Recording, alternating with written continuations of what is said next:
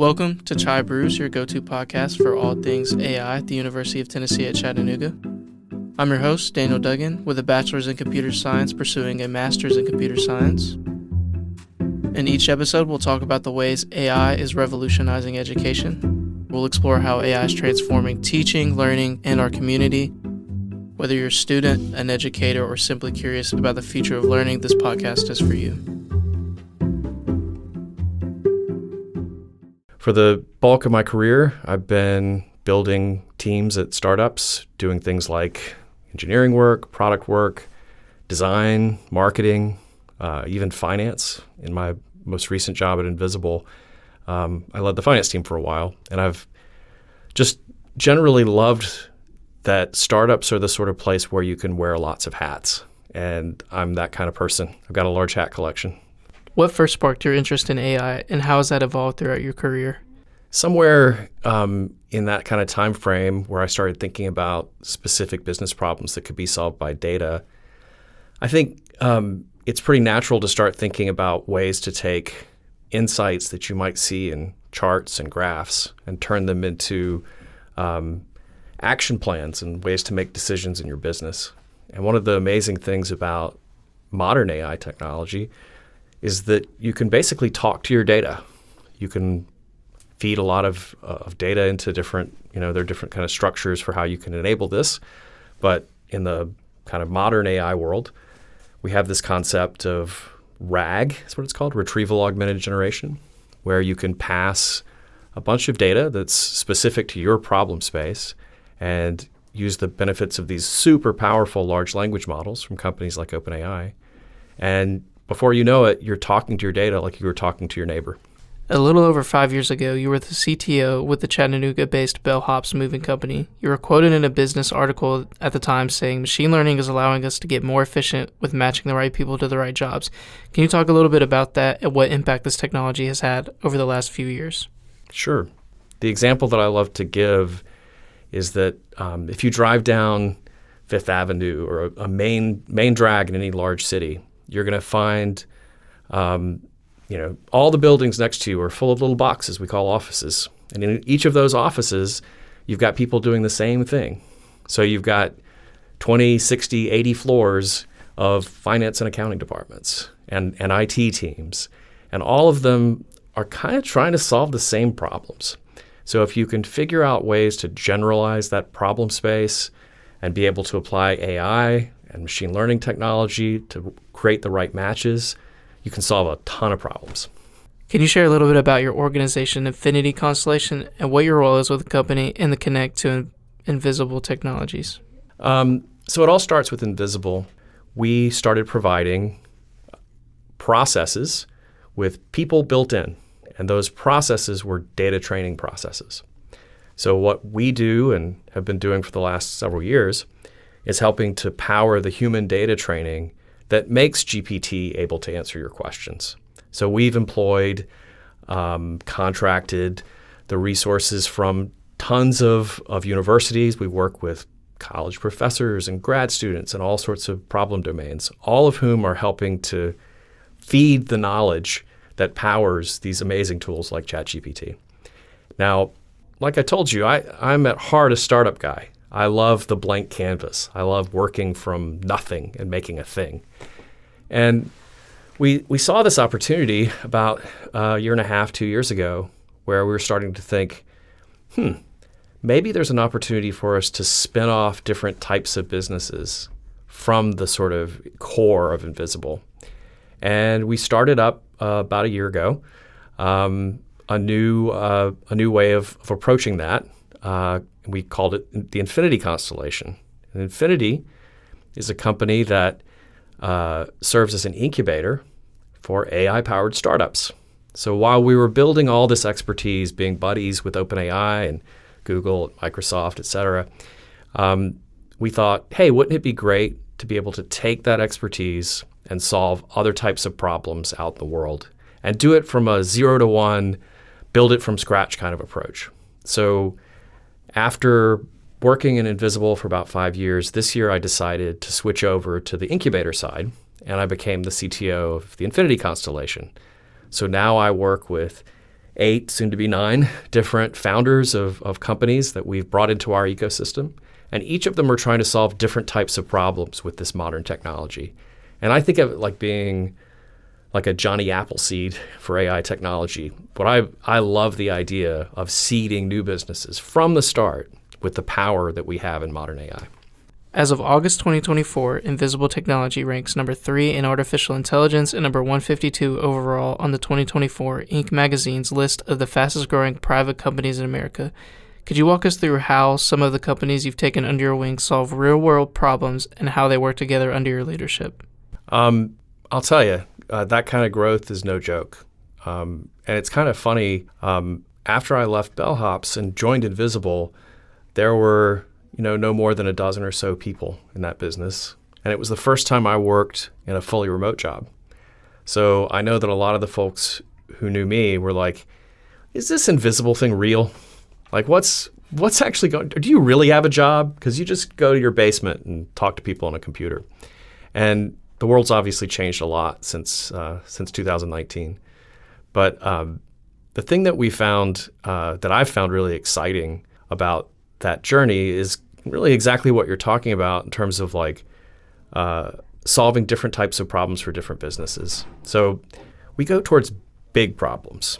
A lot of companies orient themselves around like, maybe I'm going to solve a problem for HR professionals or a specific type of business, and their ambitions are more narrow and they're more incremental.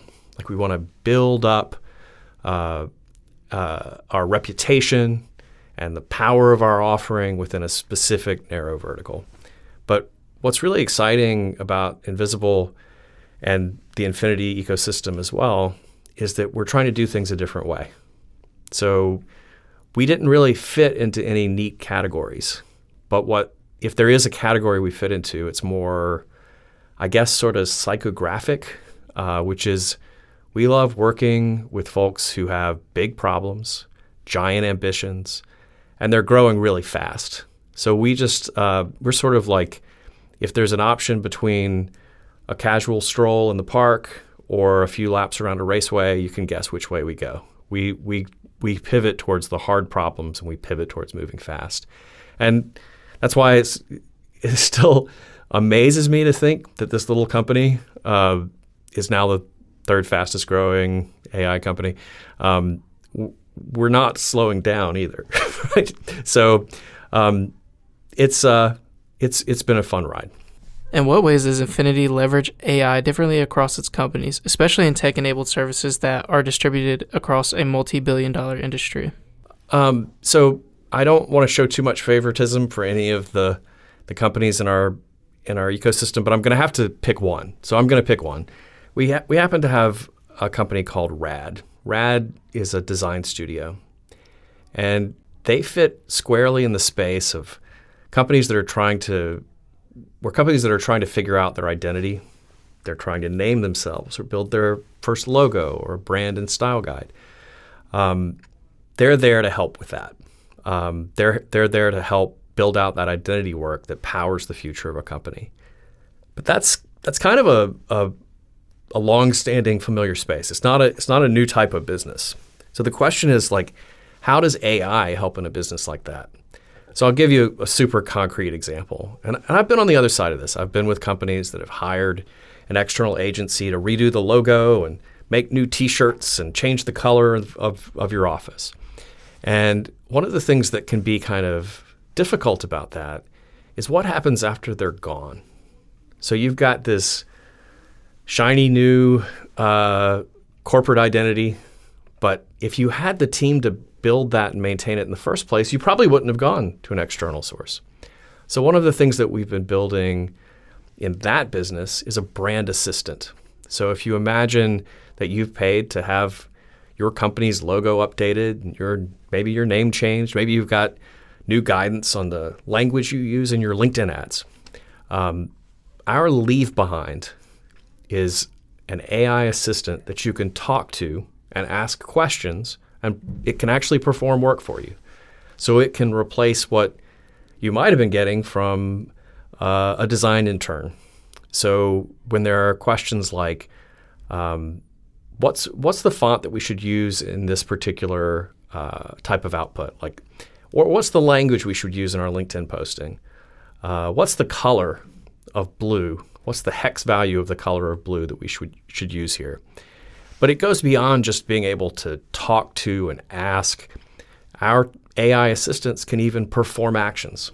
So we can say, I'd love for you to post on LinkedIn a small ad that's in our brand voice with an image that makes sense for our brand. And it should target Gen Z or millennials in New York City. And we can literally connect your AI assistant experience to performing work. And I think that's really the future, is this idea that AI is not just a bot that you talk to, but it's an extension of your workforce. With AI rapidly transforming industries, what advice would you give to students who may not have the same opportunities as those with recognition in larger cities? And what advice would you give to them in their early career on skill building to thrive in either the tech space or fields with these emerging artificial intelligence tools? Well, I would say, like, don't be afraid of technology and don't be afraid to start your own thing. So one of the things that I love hearing, like I have sons who are in college and in high school, a 21-year-old and a 17-year-old. And what I love to hear, and I hear it all the time from younger folks, is everybody's got a side hustle. And I just love that. I think like that level of energy and devotion to pursuing your own passions, that's the future. There was a time, and not necessarily a great time, right, when your expectation when you got out of college was that you would try to find some job where you'd work for the man, you'd work for the system, and maybe if you were lucky, every couple of years you get a promotion, and maybe after 30 or 40 years you get a gold watch. And I just don't think that that value proposition held. Obviously, it didn't hold up, right? Like through the 80s and 90s and early 2000s, it became clearer and clearer to people that they need to take care of their own destiny. They can't expect a company to be their protector for their whole lives. If you trust a company, you're likely to end up disappointed. Layoffs are a real thing. The corporation is more interested in protecting its own interests than yours. So I just love this mentality of, let me figure out what I want to do and do it on my terms. I would love to see a whole generation of people who start with the idea of entrepreneurship rather than considering it as an option or something that they come to later. And when it comes to technology, I think AI can mean a lot of things to a lot of people, but I think it represents this opportunity for democratization of technology, that it's easier to write code, it's easier to learn new things, it's easier to get anything done when you have these wonderful AI assistants who can guide you. And I think that if I were 22 years old right now, I would be thinking, how can I grow the business that I want to grow using technology? This has been Scott Downs, and I'm Daniel Duggin. Thanks for tuning in. The music in this podcast is by Blue Dot Sessions. Don't forget to subscribe to our podcast. You can find this and all episodes of CH-AI Brews at wutc.org/podlab or wherever you get your podcasts. And until next time, keep learning and exploring the possibilities of AI.